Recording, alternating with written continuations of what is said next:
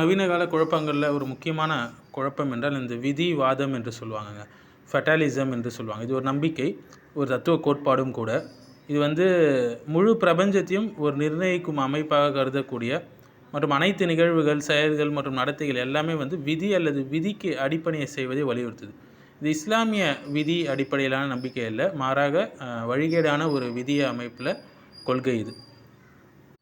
சுருக்கமாக சொல்லணும்னா, எல்லா நிகழ்வுகளும் விதியால் தீர்மானிக்கப்படுது மற்றும் மனித கட்டுப்பாட்டுக்கு வெளியே இருக்குது. எனவே மனுஷங்களுக்கு எதிர்காலத்தையோ அல்லது அவங்களுடைய சொந்த எண்ணங்கள் மற்றும் செயல்களுடைய விளைவையோ அவங்கள மாற்றிக்கொள்ள அல்லது இன்ஃப்ளூயன்ஸ் பண்ண எந்த சக்தியுமே அவங்களுக்கு கிடையாது என்று சொல்லக்கூடிய வழிகேடான நம்பிக்கை தான் இது. எது நடந்தாலும் எல்லாம் விதி தாங்க, நாம் என்ன செய்ய முடியும் என்று, அதாவது விதி அவங்கள ஃபோர்ஸ் பண்ணுற மாரி உள்ள ஒரு நம்பிக்கை இது. இது துவா செய்வது, முயற்சி எடுப்பது, பொறுப்புகள், இது எல்லாத்தையுமே தட்டி கழிச்சிடும் இந்த மனப்பான்மை என்பது. இது மாடர்ன் நிஹிலிசம் மற்றும் ஜாஹிலியா சிந்தனை ரெண்டும் கலந்த ஒரு வழிகேட்ட சித்தாந்தம் என்று சொல்லலாங்க. இன்னல்லாஹ லா யுகையிரு மா பி கௌமின் ஹத்தா யுகையிரு மா பி அன்ஃபுஸிஹிம் என்று அல்லாஹ் சொல்கிறான். ஒரு சமூகத்தினுடைய நிலையை அவங்க தங்களை மாற்றிக்கொள்ளாதவரை அல்லாஹ் மாற்ற மாட்டான் என்று சொல்கிறான். சூரத்து ராதுடைய 11வது ஆயத். ஃபெட்டாலிசம் என்ன சொல்லுது என்றால், எல்லாமே முன்னாடியே முடிவு பண்ணப்பட்டுச்சு, நம்மக்கிட்ட எதுவுமே இல்லை என்று சொல்லும். ஆனால் அல் குர்ஆன் என்ன சொல்லுது? நீ மாறு, நீ முயற்சி எடு என்று சொல்லுது. வகுல் லிஅமலு, நீங்கள் முயற்சி செய்யுங்கள், அமல் செய்யுங்கள் என்று சூரத்து தௌபாவுடைய 105வது ஆயத் நீங்கள் பார்க்கலாம். சரி, நீங்கள் வெயிட் பண்ணுங்கள், என்ன நடக்குதுன்னு பாருங்கள் என்று இஸ்லாம் சொல்லலை. நீ முயற்சி செய், அல்லாவின் மீது தவக்குல் வை அப்படின்னு சொல்லக்கூடியது தான் இஸ்லாம். ஃபமன் ஷா ஃபல் யுமின் வமன் ஷா ஃபல் யக்ஃபுர், விரும்பியவர் ஈமான் கொள்ளட்டும், விரும்பாதவர் நிராகரிக்கட்டும் என்று சூரத்துல் கஹஃபுடைய 29வது ஆயத். பொறுப்பு என்பது நிச்சயமாக இருக்குது நிஜத்தில். இல்லை என்றால் மனிதர்களுக்கு தீர்ப்பு கொடுப்பது மறுமை நாளில் என்பது அபத்தமாக ஆகிவிடும், நவுது பில்லா.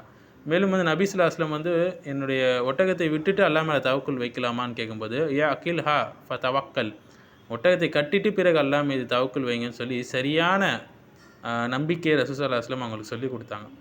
ஃபெட்டாலிசம் சொல்லக்கூடியது என்னென்னா, ஒட்டகத்தை கட்டலாம் தேவைங்க, எப்படி வேணால் விட்டுடுங்க, நம்பிக்கை வைங்க என்று. ஆனால் இஸ்லாம் கட்டி போடுங்க, அதன் பிறகு தவக்குல் வைங்க என்று சொல்லுது.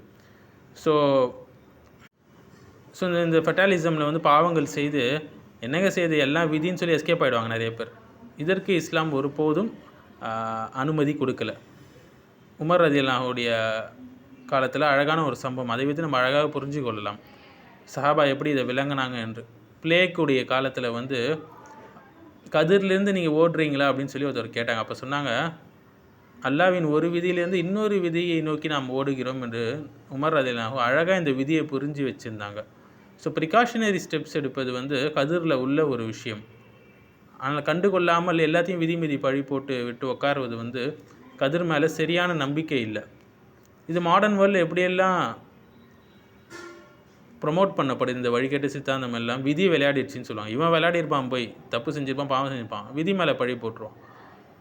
விதிலாம் முன்னாடியே நிர்ணயிக்கப்பட்டுச்சிங்க, நம்மளால் எதுவுமே செய்ய முடியாது, நம்மளால் எதுவும் மாற்ற முடியாதுன்னு சொல்லி ஒரு பாடல்கள் மூலியமாக, படங்கள் மூலியமாக இந்த விக்டிம் மைண்ட் செட் பரப்பப்படுது.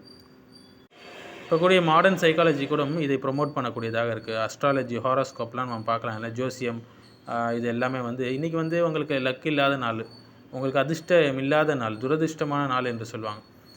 கோள்கள் எல்லாம் உங்களுடைய வாழ்க்கையை கட்டுப்படுத்துது என்றெல்லாம் சொல்லுவாங்க. இதெல்லாம் தெளிவான ஷிர்கான விஷயங்கள்.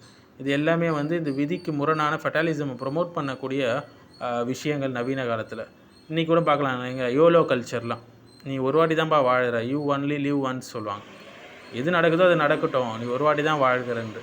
இதெல்லாம் ஆகிரத்தை மறுக்கக்கூடிய ஒரு சித்தாந்தம். இந்த ஃபெட்டாலிசம் சரியான தவக்குல் கிடையாதுங்க, மாறாக அது ஷைத்தானுடைய சோம்பேறித்தனத்துடைய ஒரு கொள்கை. கதிர் நம்ம தூங்கி நிற்க சொல்ல, உழைக்க சொல்லுது, அல்லாஹ்வின் மீது நம்பிக்கை வைக்க சொல்லுது. சரியான அவுட்புட் அப்போ தான் வரும். ஆனால் இந்த ஃபெட்டாலிசம் சோம்பேறிகளாக ஆக சொல்லுது, விதியின் மீது பழி போட்டு விட்டு. இதனுடைய பாரதூரங்கள் என்னென்னு பார்த்தீங்கன்னா, ஒருத்தர் இந்த சித்தாந்தத்தில் இருந்தால் தௌபா செய்ய மாட்டார், துவா செய்ய மாட்டார், முயற்சிகள் எடுக்க மாட்டார், பாவங்களை நியாயப்படுத்துவார், மற்றவங்களை ஒடுக்குவதை நியாயப்படுத்துவார். என்னங்க எல்லாம் விதி தான், ஃபெட்டாலிசம் தான் என்று சொல்லுவார். ஆனால் இஸ்லாமில் அழகாக அல்லாஹ் சுப்ஹானஹு வ தஆலா விதியை விளக்குகிறான். அல்லாஹ்க்கு எல்லாமே தெரியும், ப்ரெசன்ட், பாஸ்ட், ஃப்யூச்சர், அல்லாஹ் எல்லாத்தையும் எழுதிட்டான். அல்லாஹ்வின் நாட்டம் அதுதான் மிகைக்கும், மனிதர்களுடைய நாட்டம் அல்லாஹ்வுடைய நாட்டத்துக்கு கீழே தான் இருக்கும். மேலும் அல்லாஹ் எல்லாத்தையும் படைத்து விட்டான், நல்லதையும் தீமைகளை எல்லாத்தையும் படைச்சிட்டான். நல்லதை நாடுறான், விரும்புகிறான். ஆனால் தீமையை அவன் நாடுறான், ஆனால் அதை விரும்புறதில்லை. இப்போ அல்லாஹ் விரும்புறதை நோக்கி தான் நம்ம முயற்சி எடுக்கணும். நிச்சயமாக தேர்வு உரிமை என்பது மனுஷனுக்கு இருக்குது. ஸோ நம்ம சரியான ஒரு சொல்யூஷன் இதுக்கு என்னென்னா, நான் ஏன் அப்படின்றத கேள்வியை விட நான் என்ன செய்யணும் என்ற குரானிக் மைண்ட் செட் நமக்கு வரணும்.